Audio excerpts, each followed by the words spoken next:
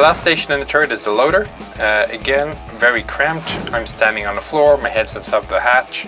He has no periscopes in this hatch, he has no periscopes at all. In fact, the only way he can see out is there's a tiny little port in the rear of the tank. So all he can do is, if there's a lull in the fighting, he has a seat behind me here, folds up and down in the same way as the commander. He can sit down and look out the open hatch, which I should add was actually something of a narrow fit for me to get into. Ammunition is stored pretty much around. There's 1, 2, 3, 4, 5, 7 ready rounds directly behind the gun. There's another 11 or 12 underneath the gun. Because the ammunition is so small, it's actually pretty one-handed loading basically. You just pick it up and slam it in, or sometimes you could also use your right hand and push it in that way. I've seen both. There is a canvas bag for catching the empty shell casings. He of course also has the job of care and feeding of the coaxial beta. Not much else in here. I'll try to give an impression of how small this is. I strongly suspect the internal volume of this turret is smaller than that of a Stuart, of an M5 Light, but a Stuart is only a 2-man turret.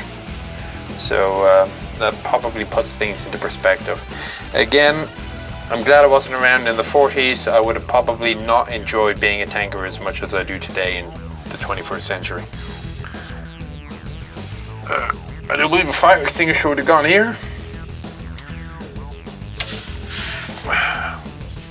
And he has his own intercom set, mount for the radio antenna, and that's it. Driver's hall. I thought this place was cramped. Let's see what that one's like. So these two devices down here that look suspiciously like they were taken off a bicycle brake handle, they are connected to the smoke projectors on the far side of the turret wall. So squeeze inwards and off goes your smoke grenade.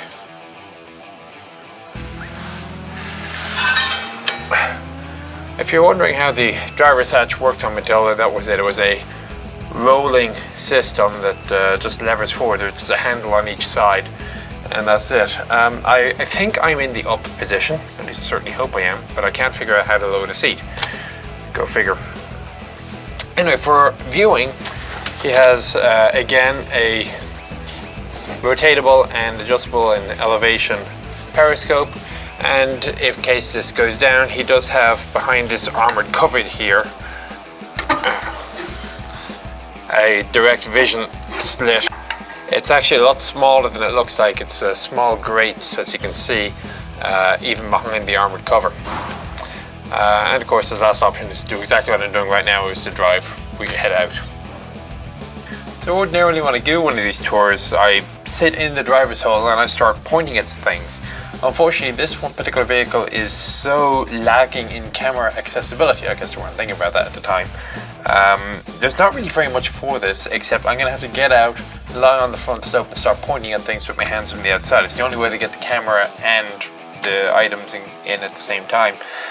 Just while I am here, you can see the driving position with the two steering laterals, and right in the middle is where the gear selector is. And I have two pedals, one accelerator, one gear change. Not a clutch, it's a gear change. Okay, as we're climbing around on the outside of this tank, I should re-emphasize how many times we've nearly fallen off it. This is not a vehicle designed for staying on in dry weather, let alone wet. So anyway, the cameraman is inside the driver's hole, so we're going to start him off looking off at the bottom left corner. Just under his left shoulder, for lack of a better term, which is where the electrical junction box is. At the very bottom of that is going to be the master power, and that is a simple handle right at the very bottom. We have headlight switches, main headlight, headlight UV it says, which I presume is ultraviolet. There are two little boxes on the outside, I suspect that could be it. There's tail lights and a couple of other electrical things that I can't actually read.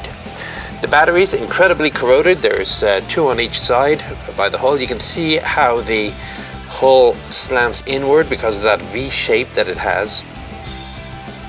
Up on the top, this is one of the two handles to rotate the driver's hood forward for protection. Just underneath that, you have a nice big red round button. Sorry, not red. Just underneath that, you have a nice round button called klaxon. You have two guesses what that does.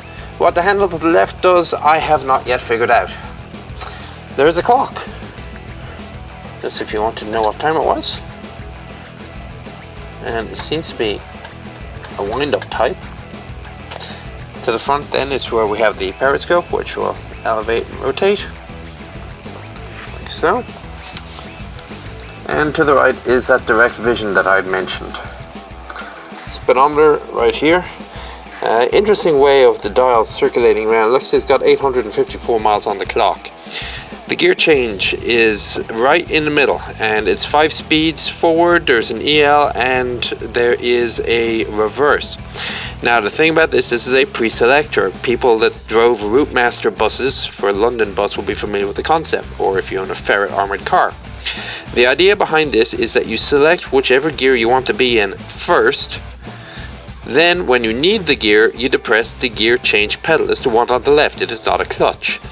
You don't use it as a clutch. When you do, what happens when you press that is it will then change the gear to whatever setting your gear shift lever is currently in. The big pedal on the right, however, that's simple enough. That's an accelerator. Going further around to the right, we have another instrument panel, one for each engine. So going top to bottom, you got engine temperature, engine pressure, and finally the fuel tank gauges. Yet more corroded batteries. Obviously this tank is not driven in a very long time, needs a little bit of work. Further to the right and above the corroded batteries is the engine air pressure gauge, and that is what is used to traverse the turret.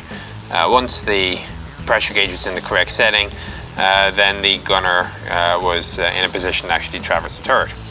So this little red item under here is the escape hatch. Now, I could not see the escape hatch when I was in the driver's seat. I could not see the escape hatch when I was lying on the front slope looking down, looking for the escape hatch. So I've absolutely no idea how it was that you were supposed to be able to escape through the escape hatch. And not least, you don't have a whole hell of a lot of ground clearance either. So that's why egressing through the turret was usually the better option, and that's why you had the whole spiel of the gunner leaving the turret traverse at a certain setting, and then the driver can run the engine to spin the turret around so that he could then get out through the turret, out the roof. Yeah, not the best design. Matilda was a vehicle designed for a set specification, and it did that one thing, which was to have lots of armor, well, at least 3 inches, and a 40mm gun. There was no room for upgradability. You couldn't mount a bigger gun, you couldn't add more armor, you couldn't make it go faster. Well, it's not much faster. As a result, when the last production orders were placed in 42, the tank was already pretty hopelessly obsolete, and the last ones were built in 1943. You probably wouldn't want to be the guy who received it. That said, the vehicle did still see service in East Asia, particularly with the Australians. They rather liked the thing.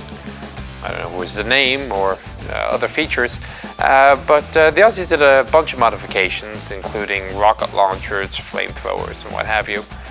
So Matilda was actually one of 3 vehicles that were in production at the beginning of the war and were still in service at the end of it. The other 2 were T-34 and Panzer IV. That was Matilda. Hope you found it interesting, and we'll see you again on the next one.